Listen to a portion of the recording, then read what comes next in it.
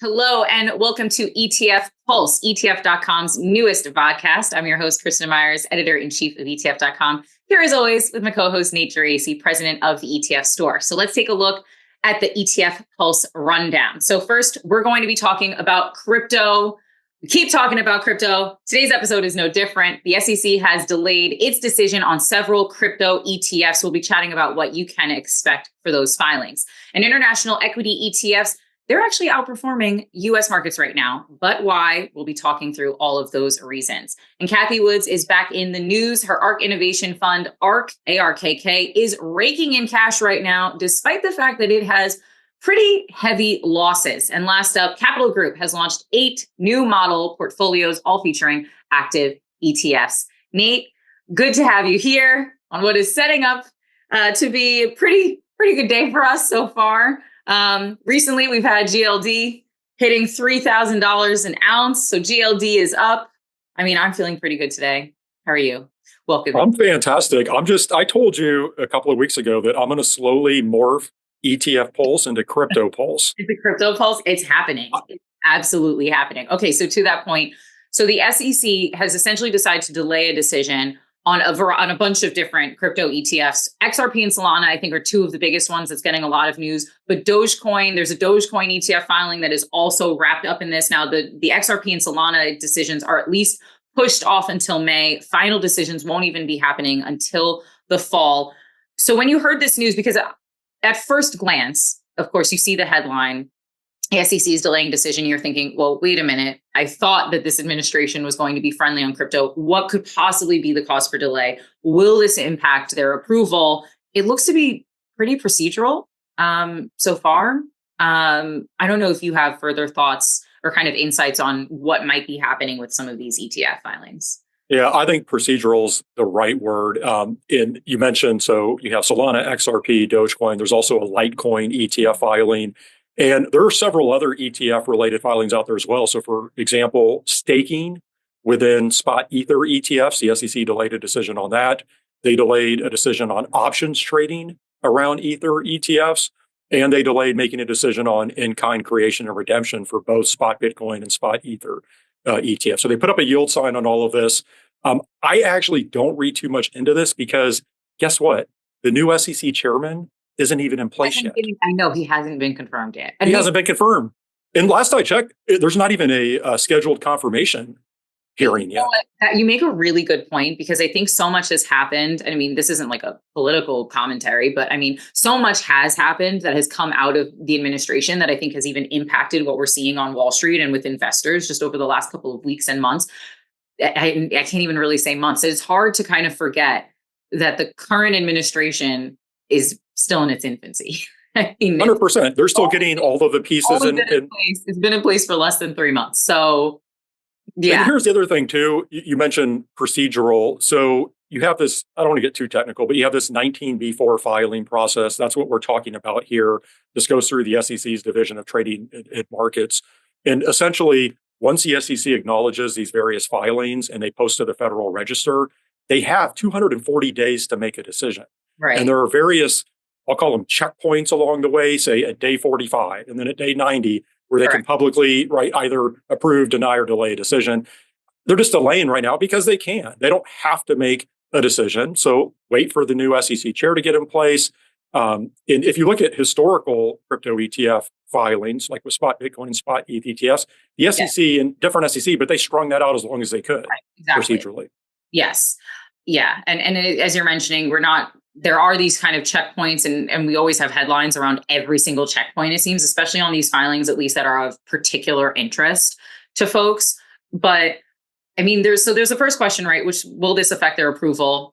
Obviously, you're saying likely, no, it's not. So we probably will see an XRP and at least in my mind, Solana ETF being approved. And I actually think they'll probably approve all of them. Of course, then the question remains then for investors is, okay, it's not definitely, but it's likely going to be approved. So we'll likely have these crypto ETFs available to us. Again, decision in the fall. So it'll probably happen around sometime in the fall that they might start trading unless further delays happen. The question everyone has to ask themselves now, if you're an investor, is, do you need this ETF? And you and I have asked this a lot lately, right? Like, do you need, private private debt ETFs. If you're just a regular retail investor, probably not. Do you need a Dogecoin ETF? I'm going to go out on a limb and say no. You probably don't need a spot Dogecoin ETF. And also, part of the benefit of having an ETF wrapper, one of the main ones is price. Obviously, of course, tax efficiency. But I mean, I just don't think for something like Dogecoin, which costs like a cent, that it's really needed. And also Dogecoin. Why would you invest in Dogecoin? I don't even get it, honestly. Well, and if you look at the market cap of some of these coins, so like XRP and Solana, those are two of the top 5 crypto assets by market cap if you exclude stable coins. Dogecoin's up there as well. But to your point, it's a meme, right? This isn't something that you're investing in for long-term value. Even Litecoin, which some people will argue has merits, that's like the 20th crypto asset by market cap. That said, the market always speaks, right? And we always say in the ETF space, it's a meritocracy. Investors have the opportunity to vote with their hard-earned dollars. And so the great thing about this is issuers can bring these products to market and investors will decide whether or not this is something they want. Going back, by the way, just for the record, I do think all of these filings, I agree with you. I think they're all going to be approved.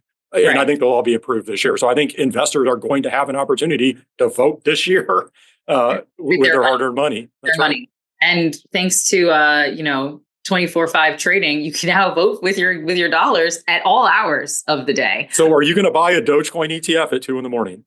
I just might. You never know. No. Okay. So here's the final point that or question or kind of discussion point I kind of want to bring up to you. So we do know that this administration already has positioned themselves as pretty friendly to crypto. We've got the Crypto Strategic Reserve. There was actually a crypto summit recently at the White House. Obviously, the SEC chair, the not yet confirmed SEC chair that we believe that we're going to have, is said to be pretty light on regulation in general, particularly towards crypto. Do you think, because I know that you're kind of a free markets guy, you're like, if the people want it, they should have access to it.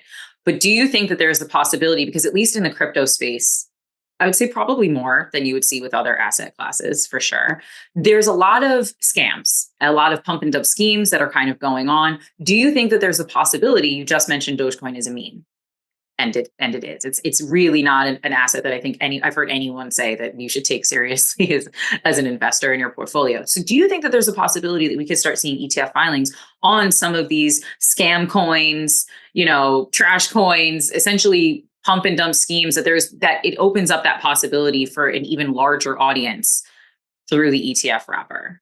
Well, don't forget, we actually have ETF filings on the Trump meme coin and the Melania meme coin. There are also filings on Bonk and some other stuff out there. So yeah, it's possible some of this comes to market. I don't think if you get into real scammy stuff, and we can debate whether or not the Trump meme coin falls into that category, but when you start talking about true pump and dump schemes that are out there, I don't think that stuff's going to get wrapped in an ETF.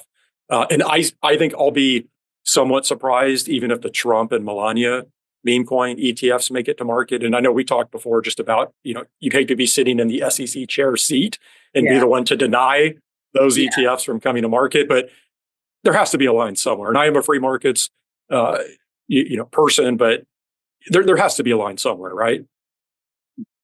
You say right, hopefully. we don't know, Nate. We don't know if anything's possible, or where it even is, or when we're going, or what's going to be the thing that crosses that line. I find this a little bit fascinating, somewhat. I don't want to say scary, but I can kind of look down the road and see what is potentially coming. If we just start blanket, rubber stamping approvals on some of these ETFs, because I will. Go ahead. There does have to be a line somewhere. Here's the beautiful thing, though, going back to what I was saying about ETFs being a meritocracy. Let's just say hypothetically some of this junk does come to market. There's not going to be any demand for this. Yeah. We talked about anybody who wants to invest in a meme coin, they're already doing so. They know how to operate a Phantom wallet or whatever crypto wallet they're using and buy this stuff direct. They're not looking for it in an ETF wrapper, in my opinion. And ETFs, they're not cheap, in the sense of bringing an ETF to market is not a cheap endeavor. It might be cheap for us to purchase, but for any asset manager that wants to create an exchange traded fund, the whole process from the idea to it actually start trading is a hundreds of millions of dollars endeavor, or multi-million dollar endeavor, on its low. Yeah, over the long term, I mean, you're probably talking about, $200,000 to $300,000 a year Yeah. just to operate a basic ETF. You have some startup costs involved with it. So if you keep the lights on for a while, it's tough if you don't get assets into those products. An expensive endeavor for a losing endeavor if it's not something that people actually want. All right, so let's move on to the international world. International ETFs right now, they are doing incredibly well. So they've so far pulled in $19 billion. A couple of weeks ago, they pulled in about $4 billion in inflows. I was looking at one ticker in particular, VXUS. That's going to be Vanguard's total international stock ETF. So I guess you could call it the international complement to VTI. That's up 6%, roughly, so far this year. SPY, so looking really kind of as a proxy for the S&P 500, that's down, 6% roughly so far this year. We already had S&P 500, really flirting with that kind of correction territory, then slipping into correction territory, clawing its way back out of correction territory. So international is actually looking and shaping up. And I had heard this back in, a couple months ago that, a lot of interest was going to be going towards international. And this was even before we had Trump's trade wars kind of hammering away and taking kind of aim at a bunch of different countries. So I think this might be surprising, particularly to some retail investors that would think, wait a minute, why would international be doing so well, especially when we do have things like trade war going on? So I kind of wanted to at least talk a little bit about why. So there's a couple of reasons, right? Trade war actually is a reason that can help boost some of the international markets because we're the ones fighting the trade war in the United States, and we're fighting it on multiple fronts. So just like any war, you get weakened that way, and it allows opportunities for other markets to start performing pretty well. Obviously, Canada right now in the market is getting hammered, but keep in mind as we're talking about international at large. So there's more countries that exist out there other than China, Mexico, and Canada. Germany doing pretty well right now as a market. You also have valuations. So you talked about this in the last episode. And again, if you have not heard all of Nate's gems that he drops every week, please go back and watch and listen to last week's podcast episode where he talked about valuations and how we were due for a correction in the markets because people were talking about valuations being too high and the markets being too overbought. And so, of course, if you're an investor, you have to start looking elsewhere. And whereas you're not looking in the US, you got to look elsewhere. I don't know. I thought this is a pretty interesting, I don't want to say story, but I guess kind of thing that's happening right now. I wasn't expecting this story to kind of percolate so soon into the year. I thought this was going to be a steadier or longer build, but I guess Trump tariffs are kind of pulling that kind of growth upwards a little bit. You just dropped so much out there. I'm not sure which direction to head, but I guess I'll first say that if international stocks don't actually sustain this outperformance, I honestly think that some investors and advisors, they might never touch international stocks again. Because to what you were saying earlier, Kristin, every year coming into the beginning of the year, we hear that this is going to be the year for international stocks. Every single year, right? And for the reasons which I think can be valid, that they are undervalued, especially relative to US stocks. And you want global diversification in a portfolio, those sorts of things. But I want to give you a really shocking stat. Stats. You have, all right. I know. I like stats. I'm like bracing myself right now. Okay. You're not going to believe this one. So I went and polled, listen to this, the performance of the iShares MSCI Emerging Markets ETF. That's ticker EEM. You know what that's returned? I already know where this is going then. You know what that's returned since December of 2007, which admittedly, that's a cherry pick date, but that's right before or kind of right at the beginning of the global financial crisis. So you know what that's returned total since that time? 2007. Since 2007. So we're talking a little less than 18 years. 25%. 25% total return. I know. You know what the S&P 500 has returned? This broad market. Okay, go. Okay, S&P 500 over that same time has returned 425%. Yeah. Now let's talk about the developed international stock. I was going to say, because you mentioned emerging markets, and there has been a lot of reasons why, and it's also EM. Is it EMX China? There's a lot that's right. And I'm just picking broad indices, right? So let's talk developed international stocks. So if you look at EFA, the iShares MSCI EFA ETF, developed international stocks, that's only up about 70% over that same time frame. Again, 70% versus 425% on the S&P. Point being that we've heard this story going on for now 2 decades, that this is going to be the year for international. And so I think investors are rightly skeptical. Yeah. But I'll say this. Clearly, there is a cloud of uncertainty hanging over the US right now. And I think there's some uncertainty about what the economy is going to look like moving forward. And there are a lot of investors who will say, basically, international stocks, that's a play on the dollar. In other words, when the dollar is weak, international stocks will perform well and vice versa. And if you look so far this year, the dollar has been weaker. And I think that's been a big driver. Not weak, though. I mean, we're still coming off of massive, like where we saw such a run up in the strength of the US dollar that it was actually becoming a problem for us. Right. But if you look more recent, if you look this year, the dollar is down. And I think that has been a catalyst. So the question there would be, is that sustainable? Is the dollar going to continue on a downward trajectory? Because if it doesn't and it turns the other way, just based on what we've seen, again, going back over the past couple of decades, that might be a negative for international stocks. I mean, so you said something interesting, which is that obviously people are looking to international right now because there are doubts about the US economy and its strength and its sustained strength.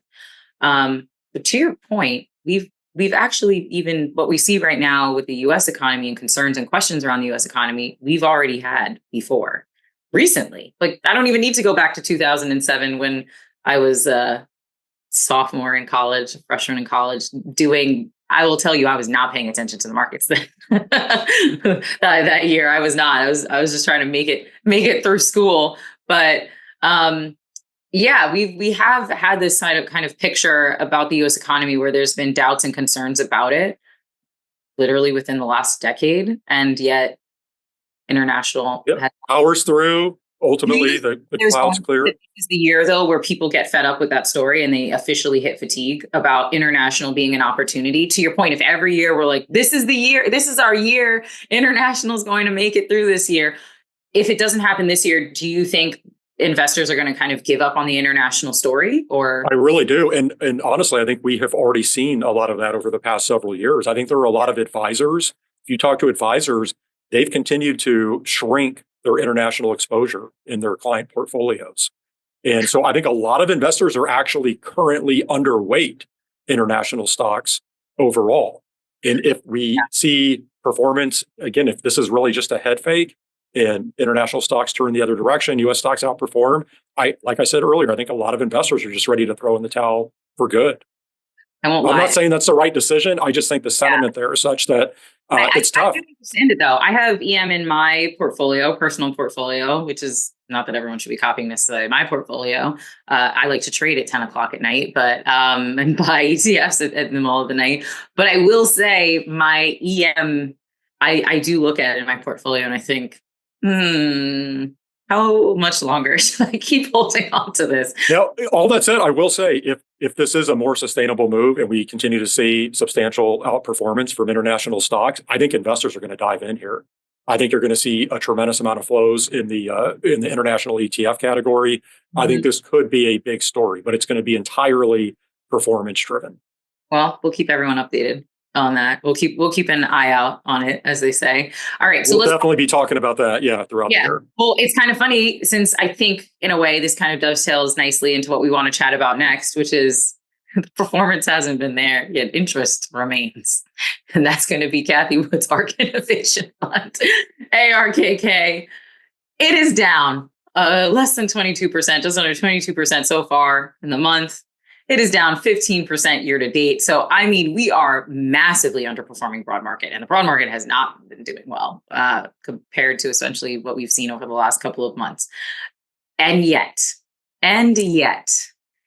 yearly flows are positive. Inflows recently, we're hitting 300 million in the week.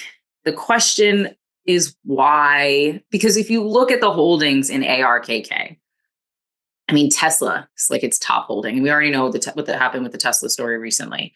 And of course, apparently Tesla is being propped up. You know, the White House lawn now looks like a Tesla car dealership. The president has vowed and actually did go and purchase a red Tesla recently. But it's not great when you need the president of the United States to shill for your car company in order for it to start doing well. we've got a couple of other holdings inside of there that it's very tech heavy, and the tech. I feel like the tech story is not the story anymore. It was the story in 2023 and going into 2024, and it quickly and rapidly we've moved on, and yet people are still dumping into ARK. Why? I actually have no idea. I genuinely have no. What are the tailwinds as you're seeing it for ARK? Well, first, let me to your last point in terms of the types of companies this holds and the environment we're in. Those companies, they typically have very high growth expectations, but obviously those expectations are pretty far out into the future, right? And those companies aren't necessarily generating boatloads of cash right now. And in this environment, as we've been talking about, where things are a bit murky, things are a bit more uncertain, I think investors are much more interested in companies that are producing in the here and now. Yeah. And if you look at the top 5 holdings in ARKK, you mentioned Tesla, that's down something like 40% this year. You have Roku, Coinbase, Roblox, Palantir, right? Most of those companies have had some real significant challenges, at least stock performance wise recently. Yeah. So to your question, well, why are investors then piling into ARKK? I actually saw, I think it was a week or so ago, it had its biggest daily inflow in 2 years, ARKK. And here's what I think is going on. The one thing that you have to say about Cathie Wood and ARK Invest is that you know exactly what you're going to get from their products. They have not veered from their investment approach at all. They've stuck with this disruptive innovation theme through thick and thin, right? We've seen this going back. They had this massive outperformance in 2020 into 2021, then this massive underperformance, but they never changed their investment approach. And so why that's important is if you have investors who believe maybe the market is going to turn around and perhaps the economy is going to start flying and things are going to be rosy, well, they know these names and something like ARKK are also going to fly, and they're going to do so probably much faster than the broader market. And so I think what it comes down to is investors having confidence that they know how this ETF is going to react. And you have investors betting that maybe things are going to be much more positive moving forward versus, the negative sentiment right now. I'm curious to know if you, for what I'm about to say, since you said that the ETF space is a meritocracy. But sometimes when I think about Cathie, I love her. She's an incredibly intelligent and such a sweet and nice woman. But I sometimes think about her, and I think the persona that she has around her, similar to the way Elon Musk is with Tesla, that a lot of times when people are buying Tesla, they're not so much buying Tesla, but they're also buying Elon Musk's brilliance, right? I think that sometimes Tesla investors ignore very real challenges to the company, struggles and problems that they have around production and deliveries, competition that they face in countries like China, for example, in the EV space. I also sometimes think I see that with Cathie Wood. I think that's a fair observation because if you go enigmatic personality, and I think because there are other innovation ETFs that exist out there that do not have the same kind of draw or pull as ARKK, right? And obviously there's differences in holdings and differences in investment strategy, but I do sometimes think that people, when they are investing in ARK, they're not just investing in ARK, they're also investing in her. I've said there is no better person in the entire ETF industry at marketing than Cathie Wood. I think she's done a phenomenal job of marketing both herself and the firm.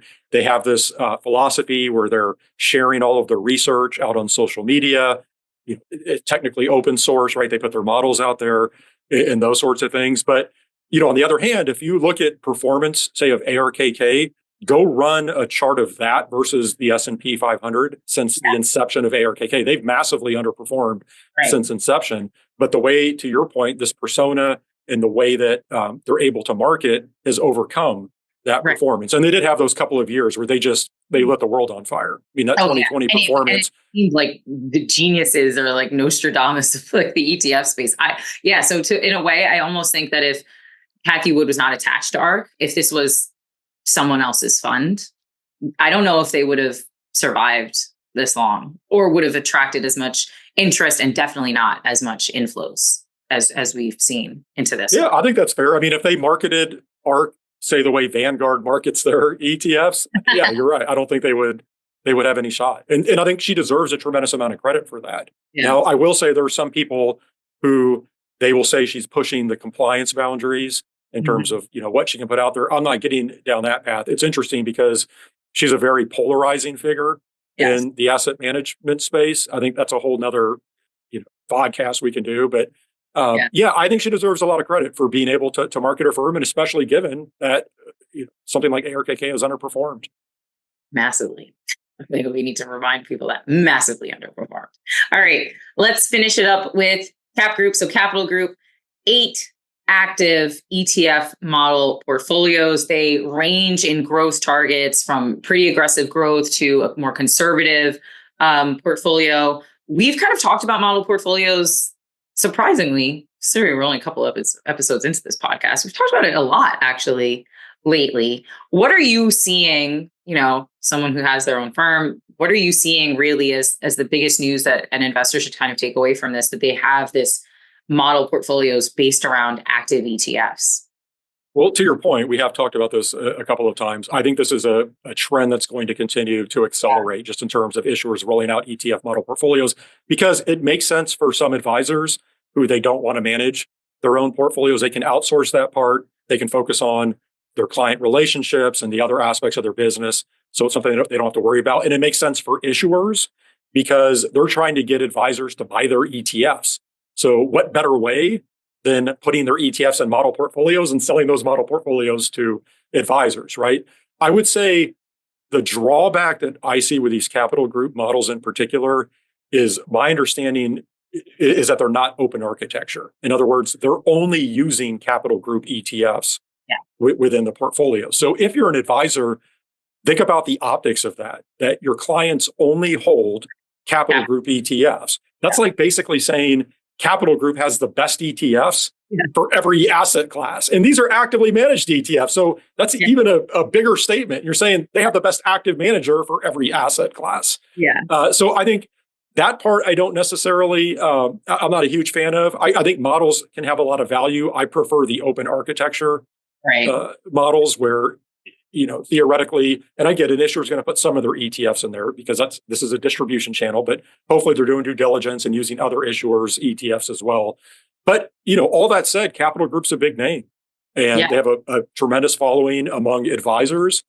And so they could have some success here. The other thing that I'll just say is, I do think Capital Group, they have been a truly amazing success story in ETFs in general, because you have to remember, they did not launch their first ETF until, I think it was February of 2022, if memory serves me correct. Very recent newcomers to the ETF space. And they're already over like 55 billion in assets. Yeah, massively grown. I was actually thinking when I was kind of looking at this, that this is really drawing a kind of stake in the ground, at least for actives, right? We talked about the stake in the ground that kind of BlackRock made when they added IBIT to its model portfolio, or rather to 2 of its model portfolios. But this is really, I think, saying something about where we think or see actives going in 2025 and beyond, because there are struggles with actives. Obviously, they're expensive, more expensive rather, at least compared to their passive counterparts. But then there's also the performance issue, because that's really what people care about, right? You're willing to pay if something performs. And actives, performance-wise, have not always beaten their passive counterparts. And so it seems like it's very niche, where some folks might say, hey, I want to outsource the management of this thing, right? So things like fixed income, international, right? Super nuanced areas might draw more active attention. This is interesting that they're kind of saying, no, like actives is really what people should be looking at. And if you're going to have a portfolio with, as you're mentioning, all capital group ETFs and then so many active ETFs, that's an expensive portfolio, honestly, for an investor. It is, but you bring up a good point with the active ETFs being included in these portfolios, because think about the growth we've seen out of active ETFs just over the past 2 or 3 years. A lot of these portfolios, we can put Capital Group aside, you wouldn't have been able to construct maybe the type of model portfolio you would have wanted to 3 or 4 years ago, because all of the tools in the toolbox didn't exist. And so moving forward with this proliferation of active ETFs, I think we're going to probably see a lot more of this. And if you combine that with the fact the market environment's a little more volatile or uncertain right now, that tends to drive people towards active management. They want somebody else in the room, making some of these decisions in an uncertain environment. This could probably be a pretty big trend, not just model portfolios, but active ETFs and model portfolios. I have a prediction on it. I have a Nate-like prediction. Oh, yeah. I'm intrigued. I know. It's not that I don't like actives. I do. And I think to your point, it's great to kind of have someone else in the room with you when, you're having to kind of construct a portfolio or kind of think about some of these more nuanced spaces. But I think that there's going to be a snapback against actives in a couple. Why? How so? Because I think that what's going to start happening is people will start asking that question of, is this active worth it? Are the fees that I'm paying for this particular fund worth it for the performance that I'm getting and what I could get on the passive side, right? I think frequently, not frequently, I can't say frequently, but I think sometimes you have these things that are super, super popular in the ETF space, and then they fall out of favor after a while. Like, I wouldn't want to compare actives to ESG. They're so different and they're very different stories. But I do think that there's a rush to kind of make everything active. And we're going to see a kind of bounce back from that, where certain actives are going to win and other actives are going to just kind of fall off as people start saying, wait, do I need to be active on this? I probably don't. Probably. Yeah, I think that's fair.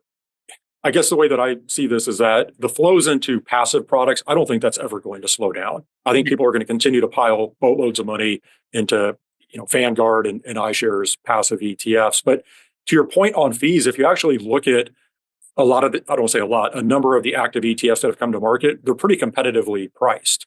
And so the fact that this active management is now in an ETF wrapper, costs have come down for active versus the old mutual fund counterparts. And these ETFs tend to be more tax efficient.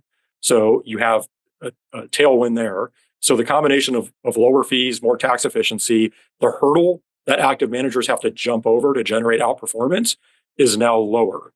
So I've always viewed this as like a pendulum. I do think the market dictates a little bit in terms of flows. I think, again, when things are more volatile and uncertain, I think you'll see the pendulum swing more towards active. And when everything's going great and the market's just up year after year, you see the pendulum swing over towards the passive side.